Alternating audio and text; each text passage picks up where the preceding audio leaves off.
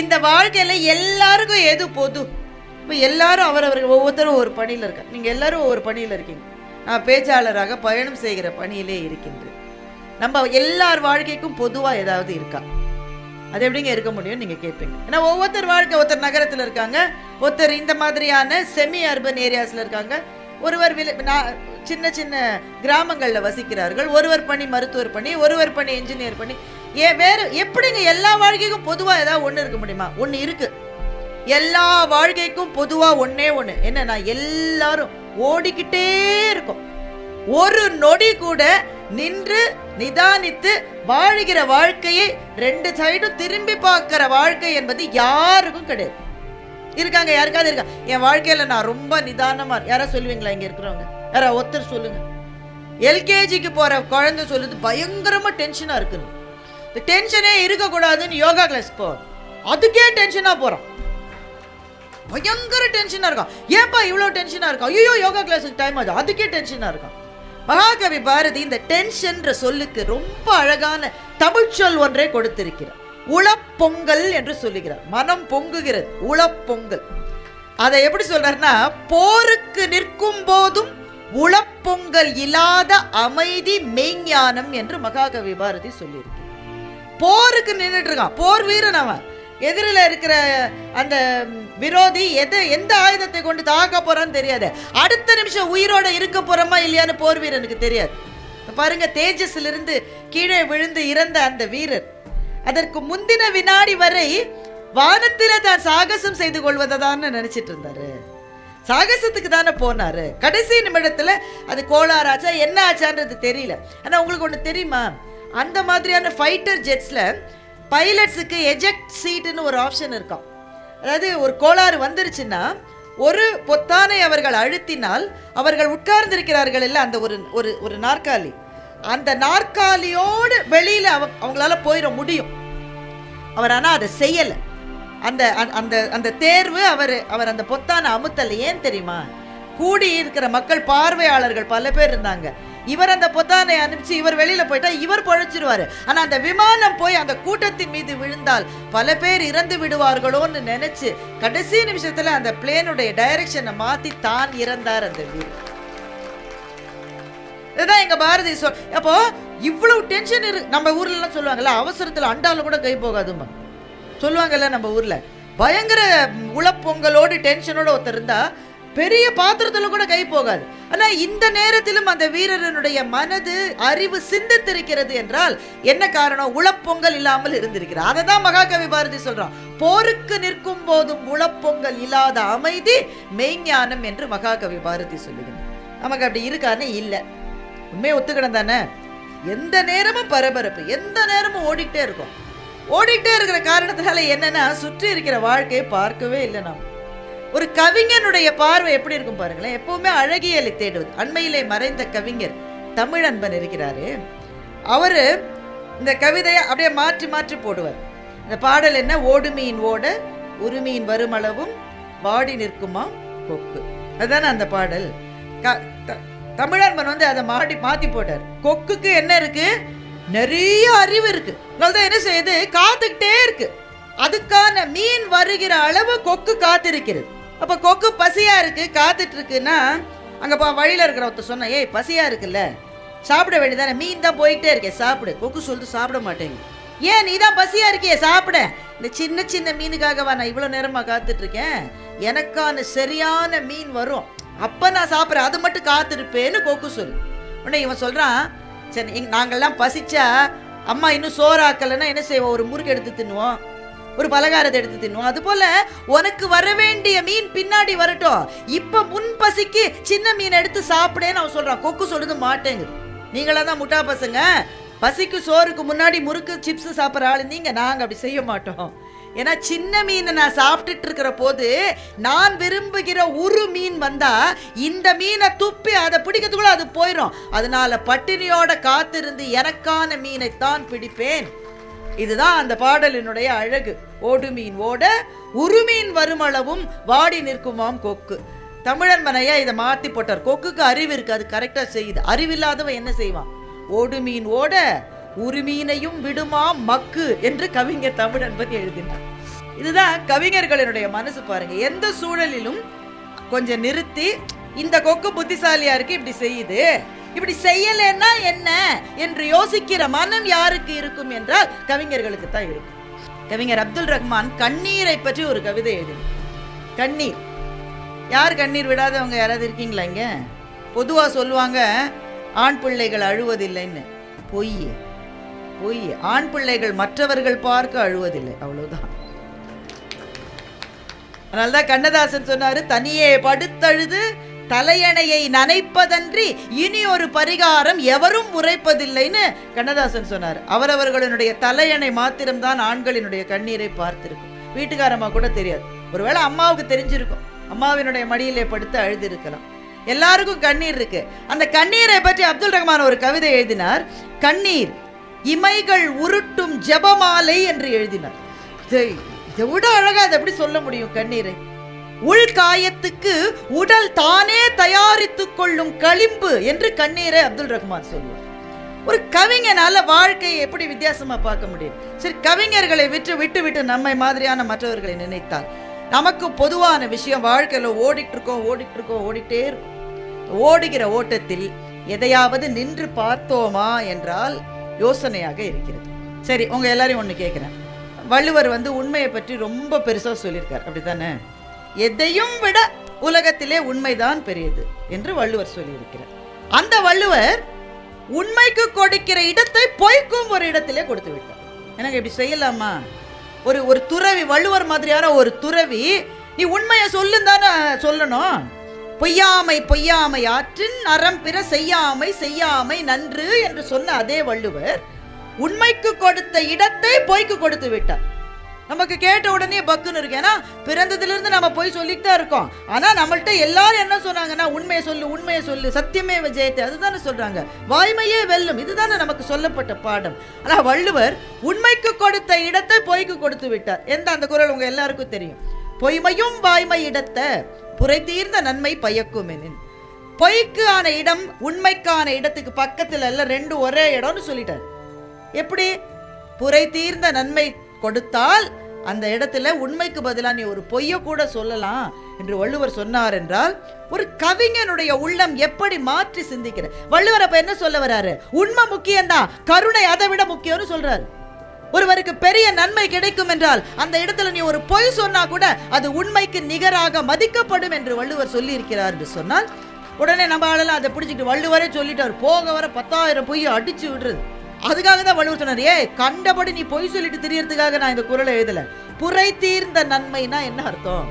கொஞ்சம் கூட களங்கம் இல்லாத நன்மை வரணும், எல்லாருக்குமான நன்மையாக இருந்தால் ஒரு பொய்யை கூட சொல்லிப்போன்னு சொல்றது. அப்ப அப்படி மாற்றி சிந்திப்பது கவிஞனுடைய நெஞ்சம். நாம் நம்முடைய வாழ்க்கையில் எதையாவது மாற்றி சிந்திக்கிறோமா? எப்ப முதல் பொய்யை நாம் எல்லாரும் சொன்னோம்? ஞாபகம் இருக்கா? அநேகமா வீட்டுல அடி வாங்காம இருக்கிறதுக்காக சொல்லிருக்கோம். அதுதான் முதல் பொய்யா இருக்கும். நாம் சொன்ன கடைசி பொய் என்ன? இன்னும் நிறைய சொல்ல போறோம். பட் இப்ப கடைசியா எப்ப சொன்னோம்? ஒரு 24 மணி நேரத்துக்குள்ள கட்டாயமா ஒரு 10 பொய்யாவது நம்ம சொல்லியிருக்க மாட்டோம்? சும்மா சொல்லுங்க, நமக்குள்ள என்ன சொல்லிருப்போம் தானே? நான் இதுவரை பொய்யே சொல்லியதில்லை அப்படின்னு ஒருத்தர் சொன்னா, அதை விட பெரிய பொய்யை இதுவரை அவர் சொல்லவில்லை என்றுதான் பொருள். பொய்னா மற்றவர்களை கெடுப்பதற்கான பொய் கூட இல்ல. இந்த ஒயிட் லைஸ் என்று ஆங்கிலத்திலே சொல்லுவார்கள், வெள்ளை பொய்கள். கொஞ்சம் மொபைல் போன் வந்த அப்புறம் பொய் ரொம்ப ஜாஸ்தியா இருச்சு. நாம இங்கதான் திருப்பத்தூர் பஸ் ஸ்டாப்ல நின்றுட்டு இருப்போம், வந்துட்டே இருக்க, சென்னைக்கு பக்கத்துல வந்துட்டேன்றான். ரொம்ப தூரம் இருக்குடா, இன்னும் வந்துட்டே இருக்கையா, இதோ சென்னைக்கு பக்கத்துல இருக்கேன்றான் போன்ல. இந்த பொய்கள் சூழ வாழுகின்ற இந்த வாழ்க்கையில இவ்வளவு விரைவாக ஓடுகிற போது கொஞ்சம் நிற்க வேண்டும், கொஞ்சம் கவனிக்க வேண்டும் அப்படின்னு எனக்கு தோணுச்சு. இந்த நில், கவனி, செல் என்பது போக்குவரத்து விதி, அப்படிதானங்க? டிராபிக் லைட்ல தானே அதை சொல்லுவாங்க. நீ பாட்டுக்கு போயிட்டே இருக்காத, நில். அது சொன்னாலும் நம்ம பையன் ஒத்துன்னு கேட்கறது இல்லை, ஒரு பையன் கேட்கறது இல்லை. டிராபிக் லைட்டுக்காக நீங்க நின்னீங்கன்னா உங்களை தான் பைத்தியக்காரன்னு சொல்றான். சிவப்பு விளக்கு வருதுன்னு நீங்க நிறுத்திருக்கீங்க, பின்னாடி அப்படி ஹார்ன் அடிக்கிறான். சிவப்பு விளக்குக்காக நிறுத்தி இருக்கேன், போ போ போய்கினே இருமா. எங்க ஊர்ல சென்னையில எந்த லைட் இருந்தாலும் போயிட்டே இரு. இந்த ஊர்ல எனக்கு தெரியல, எங்க பொம்பளை பிள்ளைங்க எங்க ஊர்ல பைக் ஓட்டுறாங்க, அந்த ஓரமா வந்துகிட்டே இருக்குங்க ஒரு பொண்ணு. இங்க எல்லா வண்டியும் வந்திருக்கு, ஒரு கையை காட்டல, ஒண்ணும் இல்லை, அப்படி அலட்சியமா இப்படி யூட்டர்ன் எடுக்குது. ஏத்துறேன் மேல பார்க்கலாம்டா, அந்த அந்த ரேஞ்சில் இருக்கு. பொண்ணுங்க அப்படி இருந்தா பையங்க கேட்கணுமா? 4 பேர் போறான் ஒரே பைக்ல, ஒருத்தனுக்கு ஹெல்மெட் கிடையாது. இந்த மாதிரி பறந்து பறந்து பறந்து போகிற வாழ்க்கையில் நம்ம டிராபிக் விதிகளையே மதிப்பதில்லை. நில், கவனி, செல். போக்குவரத்துக்கு மாத்திரமல்ல, வாழ்க்கைக்கும். நிக்கிறோமா? நாம நிக்கிறோமா? நமக்கு பக்கத்திலேயே இருக்கிறவர் யார் என்று நமக்கு தெரியுமா?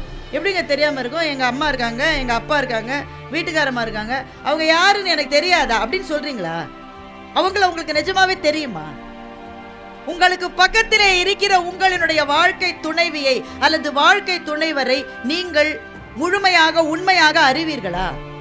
அது கல்யாணம் ஆன புதுசுலலாம் நிறைய பேசிக்கிட்டு இருந்தேங்க. அப்புறம் அப்படியே நாளாக பேச்சு குறைஞ்சு குறைஞ்சு குறைஞ்சு குறைஞ்சு நம்ம சம்மர் வந்தா பாலாறு மாதிரி ஆயிடுச்சு. எங்க பேச்சு குறைஞ்சு போச்சு. திருமணமான புதிதில் எப்படி பேசினீர்கள்? இருக்கிற எல்லாரையும் தான் கேட்கிறேன். திருமணம் நிச்சயிக்க இந்த காலத்துல திருமணத்துக்கு முன்னாடியே பேசி பேசி கல்யாணத்தையே நிறுத்திடுதுங்க. ஏன் அவங்க எல்லாருக்கும் சொல்றேன், உங்களுக்கு பிள்ளைங்க இருந்தா அதுக்கு திருமணம் நிச்சயம் பண்றீங்கன்னு வைங்களேன், நிச்சயத்துக்கு அடுத்த நாளே திருமணத்தை வச்சிருங்க. விளங்கிச்சா உங்களுக்கு? நிச்சயம் சத்திரம் கிடைக்கலன்னு கோயில் வச்சு பண்ணுங்க. இல்லையா, இல்லாட்டா நிச்சயதார்த்தத்தை தள்ளி போடுங்க, நிச்சயத்தை தள்ளி போடுங்கன்றா. என்ன நிச்சயம் பண்ணிட்டு ஒரு 6 மாசம் 8 மாசம்னா பேசிக்கிட்டே இருக்குங்க. ராத்திரியில போர்வையை போத்திக்கிட்டு மெசேஜ் அடிச்சுக்கிட்டே இருக்கு. நமக்கு கண்ணாடியை போட்டு மெசேஜ் தப்பு தப்பா அடிக்கிறோம். எங்க அலுவலகத்துல கல்ச்சர் கிளப்ல என்ன சேர சொன்னாங்க. I am happy to join vulture கிளப்னு அடிச்சுட்டேன். சியும் பக்கத்துல இருக்கு. ஏன்னா கண்ணாடி போடாம அடிச்சுட்டு நமக்கு அதுவே தெரியல. இதுங்க போர்வையை போத்திக்கிட்டு இருட்டுல அப்படி அடிக்குதுங்க. பேசி பேசி நிச்சயதார்த்தத்தோட பிரேக்கப் ஆயிடுது. அது கொஞ்சம் பரவாயில்ல. சிலதெல்லாம் திருமணம் முடிஞ்ச அப்புறம் பிரேக்கப் ஆகுது, மண்டபத்திலேயே பிரேக்கப் ஆகுது. இது அதிகம் பேசினாலும் பிரச்சனை. ஆனா திருமணமான புதுதில் இங்க இருக்கிறவங்க பெரும்பாலும் ரொம்ப இளைஞர்கள், என் கண்ணுக்கு தெரியல, ஒருவேளை இந்த வெளிச்சத்தினால இருக்கலாம். திருமணமான புதிதில் பேச்சு என்பது எவ்வளவு அருவி மாதிரி இருந்தது. எவ்வளவு பேசியும் போதவில்லை. அப்பெல்லாம் பேசுவதற்கு நிறைய தடை இருக்கும். வீட்டில் நிறைய பேர் இருப்பாங்க. சும்மா சும்மா போய் பேசினா கிண்டல் பண்ணுவாங்க. அப்பவே பேசணும் பேசணும் பேசணும்னு அவ்வளவு ஆர்வம் இருந்தது. ஆனால் திருமணமாய் ஒரு 10 வருடம் கழிச்சு, ஒரு 15 வருடம் கழிச்சு பேச்சு என்பது எவ்வளவு குறைந்து போய்விட்டது. அப்போ இவ்வளவு குறைந்து போன பிறகு உங்கள் வாழ்க்கை துணைவர் அல்லது துணைவியை உங்களுக்கு எவ்வளவு தெரியும்? நில், கவனி என்று நான் சொன்னது போக்குவரத்தை நான் சொல்லவில்லை. உங்கள் வாழ்க்கையில் கொஞ்சம் நிற்க வேண்டிய தருணங்களை நீங்கள் உருவாக்கி கொண்டே ஆக வேண்டும் என்று உங்களுக்கு மாத்திரமல்ல, என்னையும் சேர்த்து நான் இந்த மேடையில் சொல்ல நினைக்கிறேன். எதுக்கு ஓடுறோம்? காசுக்கு தான் ஓடுறோம். காசு, பணம், துட்டு, மணி இல்லாட்ட ஒன்றும் நடக்கல. வேலை வேலை வேலைன்னு ஓடிட்டு இருக்கோம். வீட்டிலே இருக்கிற இல்லத்தரசிகள் கூட ஒரு நிமிடம் ஓய்வில்லை, குழந்தைகளுக்கு கூட ஓய்வில்லை. ஓடிக்கொண்டே இருக்கிற வாழ்க்கையில் ஏதோ ஒரு கட்டத்தில் நின்று இந்த வாழ்க்கையை சரியாதான் வாழறோமான்னு பார்க்க வேண்டிய அவசியம் நம் எல்லாருக்கும் இருக்கிறது. அந்த மாதிரியான தருணங்களில் நின்று வாழ்க்கையை திரும்பி பார்த்தவர்கள் சமூகத்துக்கு மகத்தான பணிகளை செய்திருக்கின்றனர். இங்க சிஎம்சி உருவான வரலாறு உங்களுக்கு தெரியும். ஐடாஸ் கடர் அவர்கள், அவங்களுடைய வாழ்க்கை அப்படியே மிஷினரி குடும்பத்திலிருந்து வந்தவங்க.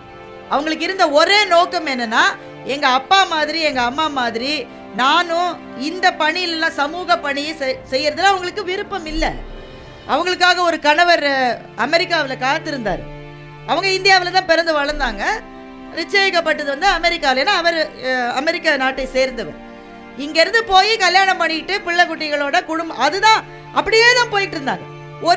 ஒரு நாள், ஒரு கரிய நாள், அன்றைக்கு இரவு இவங்க அப்பா மருத்துவர். ஐடாஸ் கடருடைய அப்பா மருத்துவர். அந்த மருத்துவமனைக்கு 3 பிரசவ கேஸ் வருது. அந்த இரவே வருது. 3மே காம்ப்ளிகேட்டடான கேஸ். அந்த மருத்துவர் நான் போய் பார்த்து அந்த பிரசவத்துக்கு நான் உதவி செய்யறேன்னு மருத்துவர் சொல்றாரு. ஆனா அந்த 3 பெண்களினுடைய குடும்பத்தாரும் ஆம்பளை டாக்டர் பார்க்க கூடாதுன்னு சொல்றாங்க. பொம்பளை டாக்டர் தான் வர சொல்லுங்க. இல்லையே, பெண் மருத்துவர் இல்லையே, செவிலியர் கூட அப்ப கிடையாது. மருத்துவச்சின்ற அவங்க தான் மருத்துவம் பார்ப்பார்கள். ஆனா ரொம்ப காம்ப்ளிகேட்டடான கேஸ்னா அவங்களால அந்த அளவு பார்க்க முடியாது. பார்ப்பதற்கான மருத்துவர் இருக்கிறார். அந்த குடும்பங்களுக்கு ஆண் டாக்டர் பார்க்க கூடாதுன்றாங்க. ஒரே நாள்ல இது மாதிரி 3 முறை நடக்கிறது. அந்த 3 பெண்களும் இறந்து போனார்கள். அதை இளமையின் தலைவாயிலே நின்று கொண்டிருந்த ஐடாஸ்கடர் பார்த்தார். இந்த மாதிரியான ஒரு கட்டம் நம்ம வாழ்க்கையில வர வேணாம். வந்ததுன்னா என்ன செய்வோம்? வர வேண்டாம். வந்தால் என்ன செய்வோம்? ஒரு நாள் 2 நாள் கொஞ்சம் மனசுல அது ஒரு மாதிரி இருக்கும். அப்புறம் சரி நம்ம வேலையை பார்க்கலாம், இதுக்காக நாம என்ன செய்ய முடியும்னு சொல்லி நாம் நிற்போம். ஆனால் கவனிக்காமல் நம்முடைய வாழ்க்கையே வாழ்ந்து கொண்டிருப்போம். அப்படிதானே? ஆனா ஐடாஸ்கடர் என்ன பண்ணாங்க? நின்றார்கள், கவனித்தார்கள். அப்பதான் தன்னை சுத்தி பாக்குறாங்க. அது மட்டும் தன்னுடைய வாழ்க்கையை அமெரிக்காவுக்கு போகணும்னே நினைச்சிட்டு இருந்தவங்க சுற்றி பார்க்கிறார்கள். இந்த நாடு அப்போது வளர்ச்சி அடையாத நாடு இந்தியா. மருத்துவர்களே இல்லை. எத்தனை பெண்கள் பிரசவத்தில் இருக்கிறார்கள், பேசிக் ஹைஜீன் இல்லாம இருக்காங்க. இவங்களுக்கு யார் சொல்லி தருவது? அதுக்கு யாராவது வருவாங்கப்பா, என்னுடைய வேலையில் அப்படி நினைக்கல. அமெரிக்காவுக்கு போய் மருத்துவம் படித்து விட்டு திரும்ப வந்து இங்க பெண் டாக்டராக எத்தனை பிரசவங்களை ஐடாஸ்கடர் செய்தார் என்பதை அவர்கள் வாழ்க்கை வரலாற்றை நீங்கள் படிக்கிற போது புரிந்து கொள்ள முடியும். மரத்தடியில 4 துணியை கட்டி அத்தனை பிரசவம் பார்த்திருக்காங்க, வசதி இல்லாத ஊர்கள். இப்படித்தான் சில பேர் நின்று திரும்பி பார்க்கிற போது அவர்களினுடைய வாழ்க்கை பாதை மாத்திரம் மாறவில்லை, சமூகத்தினுடைய வாழ்க்கை பாதையே மாறி. இப்ப நாம அவ்வளவு தூரம் போக வேணாம். நம்முடைய வாழ்க்கையை மாற்றுவதற்காக நாம் கொஞ்சம் நிற்கிறோமா? ஒண்ணு வேணாங்க.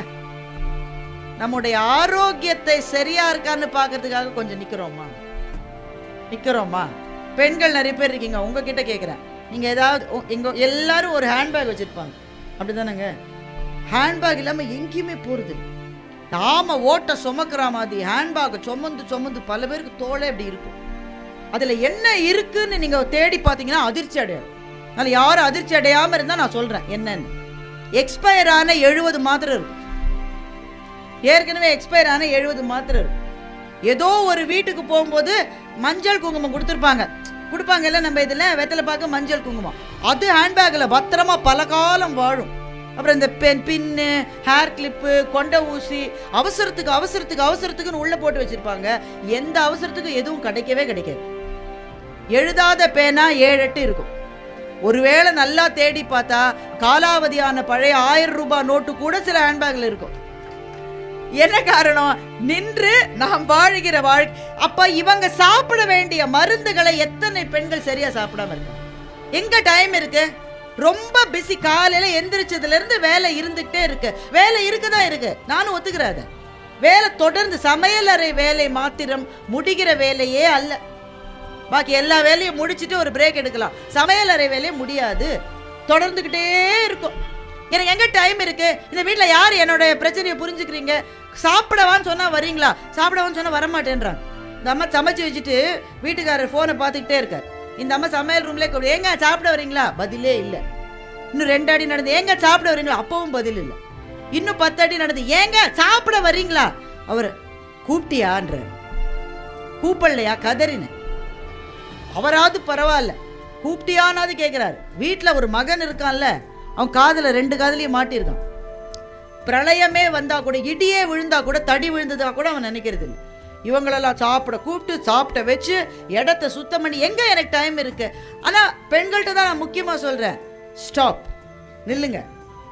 கொஞ்ச நேரம் நீங்க உங்களுடைய வாழ்க்கையை பாருங்க. வேற எந்த விதத்திலையும் நம்ம உயர்த்திக்க வேணாம், அதுக்கெல்லாம் ரொம்ப தூரம் போகணும். நம்முடைய ஆரோக்கியத்தை சரியா வச்சுக்கிற அளவாவது நிக்கிறோமா? நிக்கிறோம்னா இப்ப நான் நிக்கிறத சொல்லல, வாழ்க்கையில் ஓடிக்கொண்டே இருக்கிறீர்களே, எப்பவாவது ஒரு நொடி நின்று இந்த வாழ்க்கையை சரியாதான் வாழ்ந்துட்டு இருக்கோமான்னு பார்த்திருக்கோமா? கொஞ்சம் கவனிக்க வேண்டிய விஷயம் இல்ல? ஆண்களுக்கும் அதே தான். எவ்வளவு இருந்தாலும் ஆரோக்கியத்தை நீங்க தான் கவனிக்கணும். ஏன் வேற ஒருத்தருமே கவனிக்க மாட்டாங்க சார், நாம தான் பார்த்துக்கணும். உங்களுடைய ஹெல்த்தை கவனிக்கிறதுக்கு இந்த உலகத்துல ஒரே ஒரு ஆள் தான் இருக்காரு. யாருன்னா கண்ணாடி முன்னாடி போய் பாருங்க, அவர் தான். நீங்க மாத்திரம் தான் உங்களுடைய ஆரோக்கியத்தை கவனிக்க முடியும். சரி, அதுக்கு அடுத்த கட்டத்துக்கு போலாம். இப்ப உடல் ஆரோக்கியத்தை பத்தி சொன்னேன். மனசுக்குன்னு ஒரு ஆரோக்கியம் இருக்குல்ல, மனதுக்கு என்று ஒரு ஆரோக்கியம் இருக்கு. இதை எப்படி மேம்பாடு செய்து கொள்வது? ஓடிக்கிட்டே இருக்கிற வாழ்க்கையில பல பேர் மேல எரிச்சல் இருக்கு, பல பேர் மேல பிரச்சனைகள் இருக்கு, சண்டை இருக்கு, பொறாமை இருக்கு, ஃபைட் பண்ணிட்டே இருக்க வேண்டும். வாழ்க்கை என்பதே போராட்டமா இருக்கு. அதை எப்பவாவது நின்று இந்த போராட்டமான சூழலில் இருந்து மனதை மாற்றுவதற்கு என்ன செய்வதுன்னு யோசிச்சோம்னா மிக நல்ல எளிதான வழி என்பது புத்தக வாசிப்பு தான். ஏன் புத்தக வாசிப்பு மனதை மாற்றுவதுன்னு நான் சொல்றேன்னா, இன்னொருவர் பேசுவதை நாம கேட்பதே இல்லை. இன்னொருவர் பேசுவது, தொலைக்காட்சி விவாதங்கள்லாம் பார்த்துருக்கீங்களா? ஒருத்தராது இன்னொருத்தர் பேச விடுறாங்க. எனக்கு தெரிந்து நான் ரொம்ப பெருமையா சொல்லுவேன், ஒருவர் பேச கேட்டு எதிர்கட்சியில இருக்கிற ஒருவர், எதிர்கட்சினா எதிர் அணியில இருக்கிற ஒருவர் சும்மா உட்கார்ந்து இருக்கிற ஒரே கலை வடிவம் பட்டிமன்றம் மாத்திரம் தான். உடனே எந்திரிச்சு அவர் எப்படி அப்படி பேசினாரு மைக்க பிடிங்க, இதெல்லாம் பட்டிமன்றத்தில் செய்ய முடியாது. தொலைக்காட்சி விவாதத்தில் ஒருத்தர் வாயை தான் திறக்கிறார், உடனே இவர் சொல்லுவார், இவர் சொல்லுவதை முழுவதும் மறுக்கிறேன். இவர் சொல்லவே இல்லை. இது தொலைக்காட்சி விவாதங்களுக்கு மாத்திரம் இல்லை, நம்ம வீட்டில் இதுதான் நடக்குது, அலுவலகங்கள் இதுதான் நடக்குது, பேருந்துல இதுதான் நடக்குது. இன்னொருவர் பேசுவதை கேட்பதற்காவது நிற்க வேண்டும். நில், கவனின்னு நான் சொன்னதுல மிக முக்கியமான விஷயம், சில உள்ளங்கள் பேச துடிக்கின்றன, அதை கேட்பதற்காக நாம் நிற்கிறோமா? அதைத்தான் சொன்னேன். உங்க வீட்டுக்காரமாவையோ இல்ல பெண்களா இருந்தா உங்க வீட்டுக்காரரையோ எவ்வளவு தூரம் உங்களுக்கு தெரியும்னு நான் கேட்டேன். விக்டர் பிராங்கல் என்று ஒரு மாபெரும் மருத்துவ மேதை இருந்தார். எப்ப இருந்தார்னா, ஹிட்லரனுடைய காலத்துக்கு பிறகு அப்ப இருந்தார். அவர் ஒரு ஜெர்மானிய நாட்டை சேர்ந்த ஒரு யூதர். அவரை ஹிட்லரனுடைய அரசாங்கம் பிடிச்சு கான்சென்ட்ரேஷன் கேம்ப்ல போட்டு படாத பாடுபட்டு எப்படியோ உயிர் தப்பி, அதுக்கு பிறகு ஹிட்லரனுடைய காலம் முடிந்த பிறகு ஜெர்மனியில் மனோதத்துவ நிபுணராக அவர் பிராக்டிஸ் பண்ணிட்டு இருந்த ஒரு டாக்டர். அவர் விக்டர் பிராங்கல் அவருடைய பேரு. அவர் த ஹியூமன் மைண்ட் என்று ஒரு அபாரமான புத்தகத்தை எழுதியிருக்கிறார். மனித மனம் எப்படி என்பதை பற்றி ஒரு அபாரமான புத்தகம். அந்த புத்தகத்தில் அவர் குறிப்பிடுற ஒரு நிகழ்ச்சி, இவர் மனோதத்துவ டாக்டர் தானே. ஒரு நாள் ராத்திரி கிட்டத்தட்ட 10 மணிக்கு இவருக்கு ஃபோன் வந்தது. அந்த காலத்தில் லேண்ட்லைன் ஃபோன் தானே, ஃபோன் வந்திருக்கு. இவர் எடுத்து பேசினா ஒரு அம்மா, கொஞ்சம் வயசான அம்மா சொல்லுது, நான் இப்போ தற்கொலை பண்ணிக்க போகிறேன், தற்கொலை பண்ணிக்கிறதுக்கு முன்னாடி உங்ககிட்ட ஒரு வார்த்தை சொல்லிட்டு தற்கொலை பண்ணிக்கலான்னு நான் தற்கொலைக்கு ரெடியாக இருக்கேன்னு. இவர் உடனே பேசுகிறார். பேசினாரு கொஞ்சம் கொஞ்சமா பேசி பேசி பேசி பேசி ஒரு 3-4 மணி நேரம் ராத்திரி பேசி அந்த அம்மா கடைசியில் சொல்லிருச்சு, தற்கொலை எண்ணத்தை நான் கைவிட்டுட்டேன் டாக்டர்னு சொல்லிருச்சு. அவருக்கு ரொம்ப மகிழ்ச்சி. ஒரு மருத்துவருக்கு இதை விட என்ன பெரிய மகிழ்ச்சி இருக்க முடியும்? அதுக்கு பிறகு 4-5 நாள் கழிச்சு அந்த அம்மாவை போய் அவர் பார்க்கிறார். இவர் கேட்கிறாரு, நான் ஆராய்ச்சி பண்ணிக்கிறதுக்காக கேட்கிறேன், நான் சொன்ன எது உங்க மனசை மாத்தினது? நான் நிறைய 4 மணி நேரம் நான் பேசினேன்ல, நான் சொன்ன எது உங்களினுடைய மனதை மாற்றியது? அதை நீங்க சொன்னீங்கன்னா அடுத்து வர பேஷன்ஸுக்கு அதை நான் நீங்க சொன்ன எதுவுமே என் மனசை மாத்தலன்றுச்சு. டாக்டருக்கு எவ்வளவு அதிர்ச்சியா இருக்கும் பாருங்க. என்னம்மா 4 மணி நேரம் பேசியிருக்கேம்மா, எதுவுமே உன் மனசை மாத்தலையா? இல்லைங்க டாக்டர், நான் சொன்னதெல்லாம் கேட்கறதுக்கு ஒரு ஆள் இருக்காருன்னு உடனே வாழுகிற நம்பிக்கை எனக்கு வந்து விட்டதுன்னு அந்த அம்மா சொன்னாங்க. ஸோ லிசனிங் அப்படின்னு சொல்றோம்ல, ஒருவரினுடைய ஆன்மா பேச துடிக்கிறது. நாம நின்று நிறைய வீட்டில் நடக்குங்க இது. வீட்டுக்காரம்மா வீட்டுக்காரர் வந்த உடனே சில வீடுகளில் பணிப்பெண்கள் இருப்பாங்கல்ல, இந்த பாத்திரம் வளர்க்கறதுக்கு வீடு கூட்ட பணிப்பெண், அவங்க ஒரு நாள் லீவ் போட்டாங்கன்னு வைங்களேன், இந்த வீட்டுக்காரம்மா அன்னைக்கு கொதி நிலையில இருக்கும். பார்த்துருக்கீங்களா? வீட்டுக்காரம்மா அன்னைக்கு கொதி நிலையில இருக்கும். இவர் வந்த உடனே இன்னைக்கு வரவே இல்லை அந்த அம்மானோன்னு வீட்டுக்காரர் என்ன சொல்லுவார், சம்பளத்தை நீ கொஞ்சம் கூட்டி கூட எல்லாம் வருவாங்கன்னு சொல்லுவார். அந்த அம்மாவுக்கு அப்பதான் ரொம்ப கோவம் வரும். ஏன்னு யோசிச்சிருக்கீங்களா? உங்கள்கிட்ட இந்த சொல்யூஷன் அந்த அம்மா எதிர்பார்க்கல. என்ன செய்தால் இந்த பிரச்சனை வராது என்று உங்களிடம் ஆலோசனை கேட்பதை அவர்கள் விரும்பவில்லை. அப்ப எது கேட்ட சொல்ற அப்படின்னு கேட்பீங்கல்ல, நான் சொன்ன யோசனையை நீ கேட்க மாட்டேன், அப்ப எதுக்கு என்கிட்ட பிள்ளாக்கணை வைக்கிற? எதுக்கு தெரியுமா? என் பிரச்சனையை சொல்லணும், ஒரு ஆள் காதார கேட்கணும், அவ்வளவுதான். கேட்கறதுனா எப்படி நாம கேட்போம்? போனை பார்த்துனா அப்புறம் அது கேட்பதல்ல. கொஞ்ச நேரம் உங்க போனை வச்சுட்டு அவங்க முகத்தை பார்த்து அவங்க கண்ணை பார்த்து, என்னம்மா வரலையா, கஷ்டம்தான் உனக்கு, தயவு செஞ்சு ஆலோசனை சொல்லாதீங்க. நீங்கள் அவர்களினுடைய கஷ்டத்தை காதில் கேட்டுக்கொள்ளுகிறீர்கள் என்பதே இன்னொரு உயிருக்கு அமைதியை தரும். ஆண்களுக்கு மாத்திரம் சொல்ல, பெண்களுக்கும் சொல்ல. பல வீடுகளில் ஆண் வெளியில போயிட்டு வர்ற போது அவன் எதையெல்லாம் சந்திச்சுட்டு வரான்றது வீட்டில் இருக்கிற பெண்களுக்கு தெரியாது. ஆண் திரும்பி வருகிற போது, உங்களுக்கு என்ன, நல்லா ஊரை சுத்திட்டு வரீங்க, நல்லாவா ஊரை சுத்திட்டு வர, எவ்வளவு இடத்துல அவமானப்பட்டு அடி வாங்கி தான் திரும்பி வரும். எல்லாத்தையும் சொல்ல முடியாது, அதுவும் ஆண்கள் சொல்லவே மாட்டாங்க. பெண்களாவது இன்னைக்கு என்ன நடந்தது தெரியுமான்னு ஆரம்பிச்சு விடாம பேசும். ஆண் சொல்ல மாட்டான். எந்த இடத்திலே அடி விழுந்தது, எந்த இடத்திலே அவமானம், எவ்வளவு பேர் வாசல்ல கால் கடுக்க நின்றுட்டு வரீங்க, நீங்க வெளில சொல்லுவீங்க? சொல்ல மாட்டீங்க. நீ வாப்பா இன்னைக்கு சைன் பண்ணிடலான்னு சொல்லியிருப்பாங்க. ஏதோ ஒரு பதவியில் இருக்காரு, பெரிய ஆளுன்னு வச்சுக்கோங்க. காலையில் 9:45 மணிக்கு போய் நின்றுப்பீங்க. அவர் 10 மணிக்கு வர சொல்லியிருப்பார். 9:45 மணிக்கு சார் இன்னும் வரல, வருவார், வெயிட் பண்ணுங்க. இப்போதான் டீ குடிக்க போனாங்க, இருங்க. நீங்கள் டீயும் குடிக்க மாட்டீங்க, பாத்ரூமும் போக மாட்டீங்க. ஏன் அந்த நேரத்தில் கூப்பிட்டுட்டா அப்படியே நிற்பீங்க. இப்போ ஃப்ரீயாக இருக்காரா? லஞ்ச் டைமு கொஞ்சம் நேரம் ஆகும். லஞ்சு முடிஞ்ச உடனே நையுங்க அதையா சார் இப்போ தான் மீட்டிங்கில் இருக்காரு.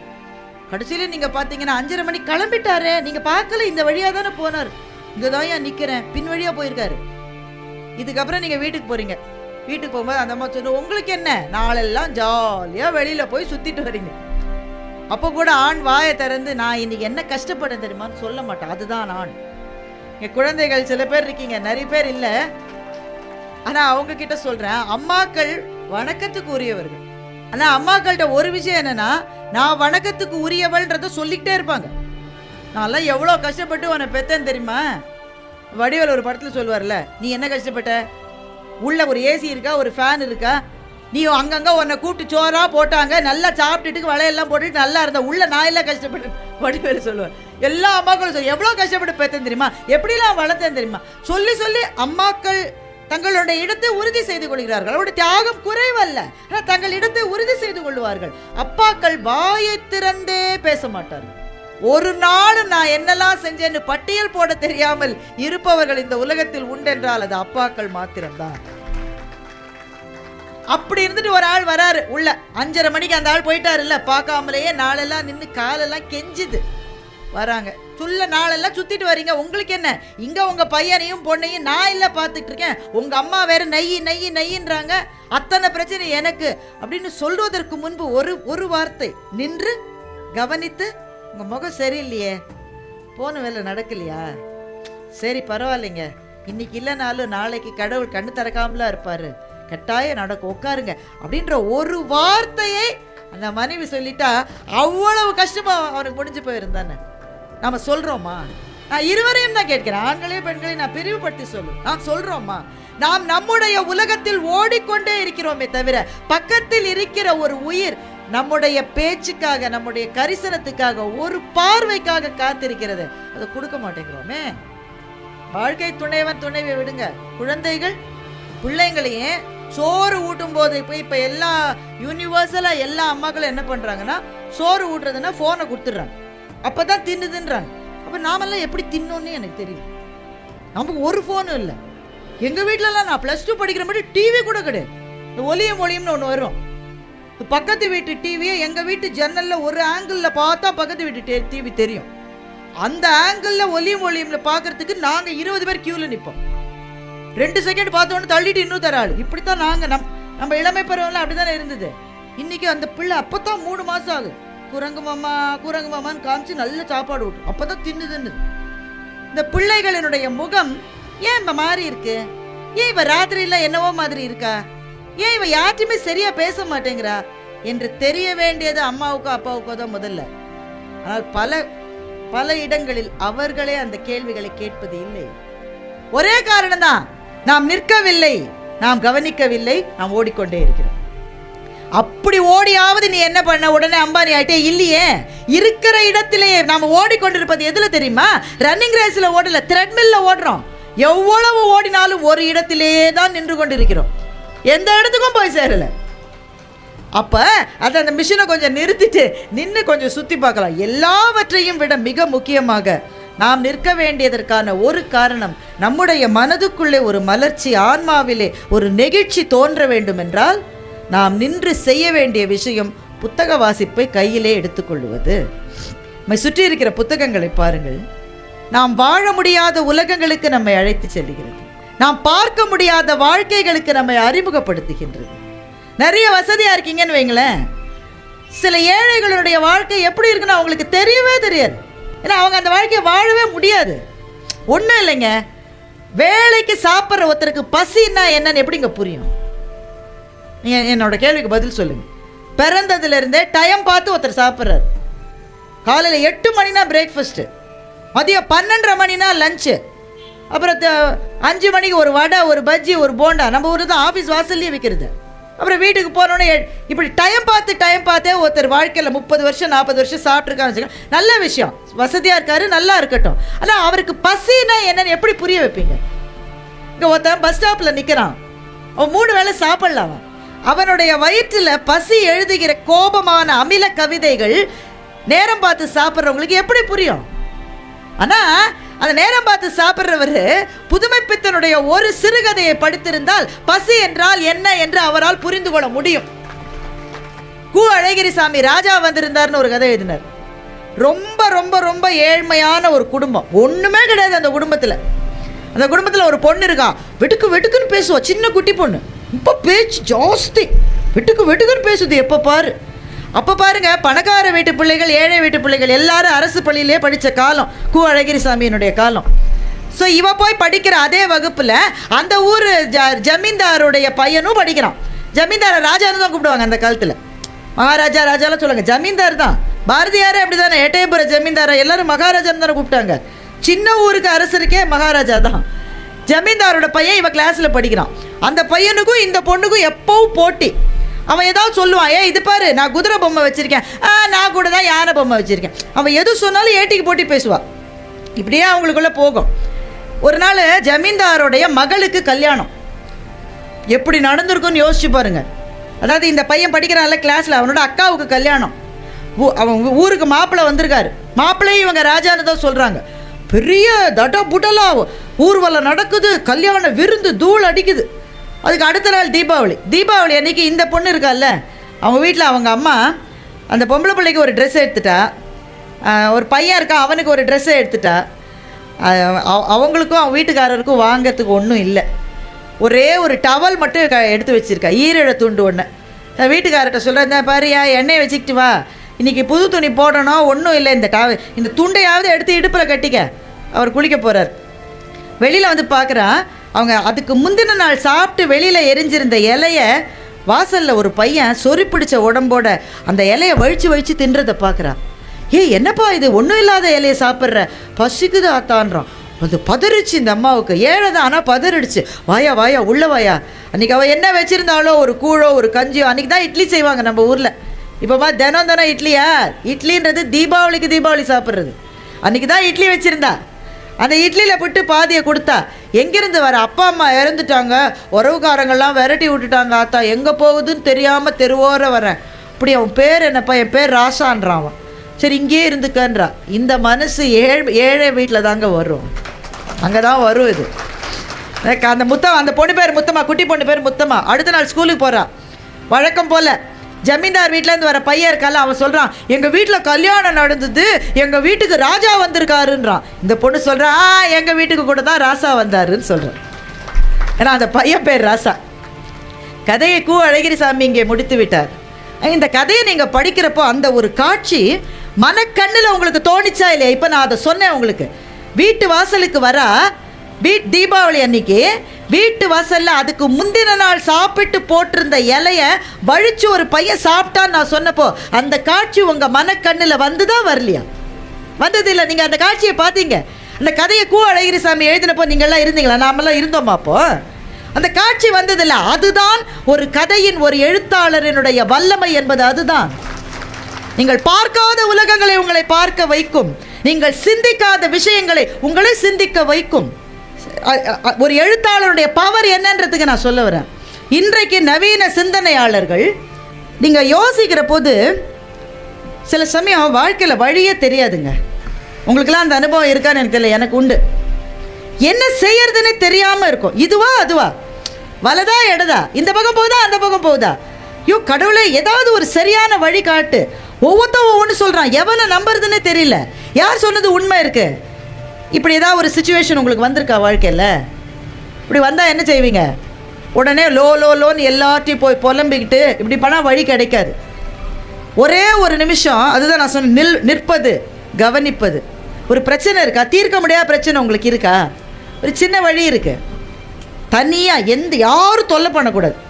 ஒரு 10 நிமிஷம் இல்லை ஒரு 15 நிமிஷம். உங்கள் ஊரில் இல்லாத கோவில்களா? எவ்வளவு பள்ளிவாசல் இருக்குது, எல்லா மதத்துக்கானவர்களுக்குமான வழிபாட்டு இடங்கள் இருக்கிற இடம் தானே இது. உங்களுக்கு பிடிச்ச ஒரு கோவில், உங்களுக்கு பிடிச்ச ஒரு சாமி, இல்லை எனக்கு அதெல்லாம் நம்பிக்கை இல்லைன்னா எதுவும் வேணாம், தனியாக ஒரு இடத்துல கண்ண மூடி உட்காருங்க. ஸோ அந்த மனதுக்குள்ளேயே அந்த கேள்வியோடு இருங்கள். யார்கிட்டையும் பேசாதீங்க, உங்களோட கூட நீங்கள் பேசாதீங்க. சில சமயம் நமக்கே நம்ம பேசிப்போம், என் பொழப்பு நான் யாருக்கு தெரிகிற பொழப்பாக போச்சு, எங்கள் அப்பா பெற்று போட்டார். உங்ககிட்ட கூட நீங்கள் பேசாதீங்க. நீங்கள் கண்ணை மூடிட்டு உங்களை நீங்களே கவனிங்க. கொஞ்ச நேரம் சும்மா இருந்தால் மனதுக்குள்ளிருந்து நீங்கள் எந்த கேள்விக்கான விடைக்கு காத்திருக்கிறீர்களோ அந்த விடை தானே உங்கள் மனம் என்கின்ற கருவறையிலிருந்து வரும். அதெல்லாம் எனக்கு வந்ததே இல்லைன்னா நீங்கள் தனியாக உட்காரலான்னு அர்த்தம். சேக்கிழாருக்கு அது நடந்தது அல்லவா? பெரிய புராணம் எழுதுவதற்காக சேக்கிழார் உட்கார்ந்தார். முன்னாடி பெரும் அவையே கூடி இருக்கிறது. முதல் சொல் வரல. ஒரு கவிஞனுக்கு, ஒரு எழுத்தாளனுக்கு முதல் சொல் என்பது ரொம்ப முக்கியம். முதல் சொல் வந்துட்டா அந்த கவிதை முழுக்க வந்துடும். ஒரு சொல் வந்துட்டா மொத்த கவிதை வந்துடும். முதல் சொல் வராது. சேக்கிழாருக்கு அது கொஞ்சம் தடுமாற்றமாக இருந்தது. அப்போ சிவபெருமானே உலகெல்லாம் என்ற சொல்லை எடுத்து கொடுத்தார். எங்கிருந்து சிவபெருமான் எடுத்து கொடுத்தார்? வெளியில் இருந்த சிவபெருமான் அல்ல, அவருடைய நெஞ்சத்துக்குள்ளே அந்த கருவறையில் இருந்த கடவுளே அந்த சொல்லை எடுத்து கொடுத்தார். உள்ளிருந்து வந்த சொல் அது. அப்படித்தான் சில கேள்விகளுக்கான விடைகளை தேடி நீங்கள் உங்களுக்குள் அமிழுகிற போது அந்த விடை வரும். எழுத்தாளர் சுஜாதா நைலான் கயிறுன்ற கதையில் எழுதியிருப்பார். அதை சொன்னால் அதோட என்னுடைய பேச்சை முடித்து கொள்ளலாம்னு நினைக்கிறேன். கிட்டத்தட்ட சுஜாதா எழுதின 2வது நாவலோ முதல் நாவலோ அது. என்ன நடந்திருக்குன்னா, ஒரு மர்டர், ஒரு கொலை நடந்திருக்கிறது. மும்பையில் இருக்கிற ஒரு அப்பார்ட்மெண்ட்டில் வசிக்கிற ஒருத்தர், தனியாக வசிக்கிற ஒரு இளைஞன் கொலை செய்யப்பட்டிருக்கிறார். ஒரு க்ளூ கிடைக்கல போலீஸ்க்கு. என்னென்னவோ பண்ணி பார்த்துட்டாங்க, ஒரு க்ளூ கூட இல்லை. அவங்களுக்கு கிடைச்ச ஒரே க்ளூ, அந்த யார் இறந்து போகிறானோ அந்த ஆள் ஒரு டெலிஃபோன் புக்கு வச்சுருக்கான். அப்போல்லாம் டெலிஃபோன் புக் தான். இப்போ ஃபோனில் கான்டாக்ட்ஸ்லாம் கிடையாதுல்ல. லேண்ட்லைன் ஃபோனுக்கு டெலிஃபோன் புக்கு நம்ம அப்பா அம்மாலாம் அதை வச்சுருந்தாங்க. நாமே வச்சுருந்தோம். பேர் எழுதி ஒரு சின்ன புக்கு வச்சுருப்போம். அவன் 2 புக்கு வச்சுருந்தான். ஒன்று பெரிய புக்கு, அதில் நிறைய நம்பர்ஸ் இருந்தது. இன்னொன்று குட்டி புக்கு, இம்பார்ட்டன்ட்னு போட்டு முக்கியமானவர்களினுடைய தொலைபேசி எண்கள் மாத்திரம் அதில் இருந்தது. அதில் இருந்த எல்லாருக்கும் இவங்க ஃபோன் பண்ணி விசாரணை நடத்துகிறாங்க. எல்லாருக்கும் ஒவ்வொரு இது இருக்குது. ஏன்னா ஒருத்தன் வேறு வெளியூரில் இருக்கான், ஒருத்தன் அன்றைக்கி பாம்பேலேயே இல்லை, அலிபின்னு சொல்லுவாங்க. எல்லாருக்கும் அலிபி இருக்குது. ஒரு நம்பர் மாத்திரம் ஃபோன் பண்ணால் அது ஒரு ஃபேக்ட்ரியோட நம்பர். அந்த ஃபேக்ட்ரிக்கு போய் கேட்டால் அந்த ஆளையே எங்களுக்கு தெரியாது சார்னு அவங்க சொல்கிறாங்க. திரும்ப அந்த ஃபேக்ட்ரி ஓனரை கூப்பிட்டு போலீஸ் விதவிதமாக விசாரணை பண்ணாங்க. போலீஸ் எப்படி விசாரணை பண்ணுவாங்க தெரியும் தானே? அந்த ஆள் சொல்ல, எனக்கு தெரியாதுங்க, இறந்து போன ஆளுக்கு எனக்கு சம்மந்தம் இல்லைங்கன்றான். இந்த விசாரணை அதிகாரி அடுத்த வாரம் ரிட்டையர் ஆக போகிறார். அவருக்கு ஒரு சேலஞ்ச் ஆயிடுச்சு. ஐயோ, இதை கண்டுபிடிக்காமல் நான் ரிட்டையர் ஆகக்கூடாதுன்னு சொல்லிட்டு அவர் என்ன பண்ணுறாரு, ஒரு இடத்துல போய் உட்காந்து அப்படியே அமைதியாகிடுறாரு. இந்த கேள்விக்கு எனக்கு விடை வேணும், என் நெஞ்சத்திலிருந்து இந்த கேள்விக்கு விடை வேணும். அப்படியே உட்காந்தே இருக்கார். பின்னாடி 2 பேர் சொல்லன்னு பேசிக்கிட்டு இருக்கான். ஒருத்தன் இன்னொருத்தன்ட்ட சொல்கிறான், அவன் 2 பேரும் ரேஸுக்கு போகிறவங்க. அவன் சொல்கிறான், எனக்கு கிடச்சிருக்க வேண்டிய ஜாக்பாட்டு போயிடுச்சு. என்ன ஆச்சு? அன்றைக்கி தூங்குறேன், கனவுல ஒரு பையன் 7ஆம் நம்பர்னு சொன்னான்ப்பா. அப்புறம் என்னாச்சு? அடுத்த நாள் ஓட்டமாக ஓடி போய் 7ஆம் நம்பர் குதிரையில் அத்தனை பணத்தையும் கட்டினேன். இவன் கேட்குறான், என்ன குதிரை ஜெயிச்சுதா? அந்த குதிரை தான்ப்பா கடைசியாக வந்தது. ஆட பாவி, அப்போ கனவுல சொன்னது பொய்யா? பொய் இல்லை. நான் பணத்தை கட்டினது சென்னையில் நடந்த ரேஸில். அன்னைக்கு பெங்களூர் ரேஸில் 7ஆம் நம்பர் குதிரை தான் முதல் இடத்துல வந்ததுப்பா. நான் மட்டும் பெங்களூர் குதிரை மேலே கட்டியிருந்தா கோடீஸ்வரனாக இருப்பேன்றான். இவருடைய நெஞ்சத்துக்குள்ளே பளிச்சுன்னு அந்த பதில் கிடச்சிருச்சு. அந்த நம்பர் கரெக்டு, ஆனால் அது பாம்பே நம்பர் இல்லை, அது வேற ஒரு ஊரோட நம்பர். ஸோ ஒவ்வொரு ஊருக்காக போட்டு பார்க்குறாரு. டெல்லியில் அதே நம்பர் இருக்குது. சில சமயம் 2 ஊரில் ஒரே லேண்ட்லைன் நம்பர் இருக்கும். டெல்லி நம்பர் இது. ஃபோன் பண்ணிவிட்டு அந்த இறந்து போனவனுடைய பேர் சொல்லி அவனோட வீட்டிலேருந்து பேசுகிறேன்னொன்னே அவன் கேட்குறான், என்னது அவனோட வீட்டிலேருந்தா? அவன் உயிரோடையா இருக்கான்னு அவன் கேட்டுட்டான். அப்போ அவன் தான் அப்படின்னு கண்டுபிடிக்கிறாரு. இது சுஜாதாவினுடைய நைலான் கயிறில் வர்ற ஒரு சம்பவம் எனக்கு ரொம்ப பிடிக்கும். ஏன்னா இதை ஹை ஆர்டர் திங்கிங் ஸ்கில்ஸ்ன்னு சொல்லுவாங்க. சில சமயம் சில பிரச்சனைகளுக்கு விடை கிடைக்காத போது தனிமையிலே இருந்து உங்கள் சிந்தனையை நீங்கள் நிறுத்தினால் உங்களினுடைய உள்ளம் என்ற தாமரையிலிருந்தே பதில் வரும். இதை யார் நமக்கு சொல்லிக் கொடுத்ததுன்னா, நம்ம அன்றாட வாழ்க்கையில் நாம் சந்திக்கிறவர்கள் யாரும் இதை சொல்லித்தர மாட்டாங்க. ஒரு எழுத்தாளன் தான் இதை உங்களுக்கு சொல்லித்தர முடியும். எனவே பெருமக்களே, வாசிப்பு என்பது எவ்வளவு பெரிய விஷயம்னா, நம்மை நாம் ஒரு படி மேலே உயர்த்துவதற்கு அதை விட எளிதான வழிகள் எதுவும் கிடையாது. அது மானுடத்தை வளரச் செய்வது எழுத்து. நம்மை சுற்றி எத்தனை எழுத்தாளர்கள், தமிழிலே நம்ம எவ்வளோ கொடுத்து வைத்தவர்கள் பாருங்கள்.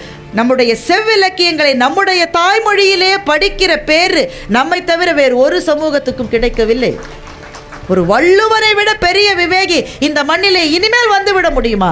எவ்வளவு எளிமையாக வாழ்க்கை எப்படி வாழ்வது என்று சொல்லிவிட்டு போயிருக்கிறார் வள்ளுவன். இப்படிப்பட்ட மகத்தான இலக்கியங்களில் எங்கிருந்து ஆரம்பிக்கிறதுன்றது சில பேர் என்கிட்ட கேட்பாங்க, நீங்கள் எப்படி புக்கெல்லாம் படிக்கிறீங்க? உட்காந்துட்டு தான் படிக்கிறேன். அது சொல்லலைங்க, படிக்க ஆரம்பித்த 10வது நிமிஷம் எனக்கு தூக்கம் கண்ணை கட்டுதுன்றான். நல்ல விஷயம், எவ்வளோ பேர் தூங்காமல் கஷ்டப்படுறான். உனக்கு ஒரு புக்குனால தூக்கமாவது வருதே, காசு கொடுத்து புக்கை வாங்குன்னு நான் அவர்கிட்ட. அது அப்படி தான் இருக்கும். ஆனால் பழக்கத்தினால் உடல் படிவது போல பழக்கத்தினால் மனமும் படியும். எது உங்களுக்கு எளிமையோ, எது உங்களுக்கு பிடித்திருக்கிறதோ அதிலிருந்து ஆரம்பிங்கள். புத்தக வாசிப்பு என்பது படியிலே ஏறுவது போல.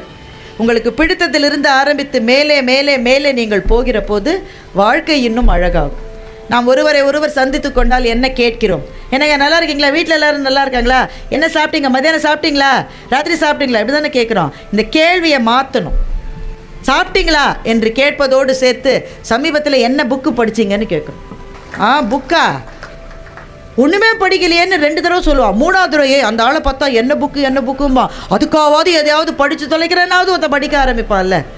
இப்படி ஆரம்பித்தால் கூட வாசிப்பு நம்முடைய வாழ்க்கையை வளமையாக்கும். எனவே ஓடிக்கொண்டே இருக்கிற வாழ்க்கையில் ஒரு நொடி நேரம் நின்று நாம் வாழ்ந்த வாழ்க்கையை திரும்பி பார்த்தால் நமக்கு என்ன கிடைக்கும் என்றால், நின்ற இடத்திலேயே நிற்கிறோம், மேலே போக வழி இல்லாமல் இருக்கிறோம் என்று.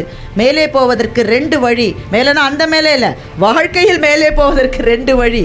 உடல் ஆரோக்கியம், 2வது மன ஆரோக்கியம். இந்த 2ஐயும் நின்று கவனித்து அதற்கு பிறகு சென்றால் நாம் அடையலாம் என்று சொல்லி இந்த நல்ல வாய்ப்பை எனக்கு தந்த அத்தனை நல்ல உள்ளங்களுக்கும் நன்றி பாராட்டி முடிக்கிறேன். வணக்கம்.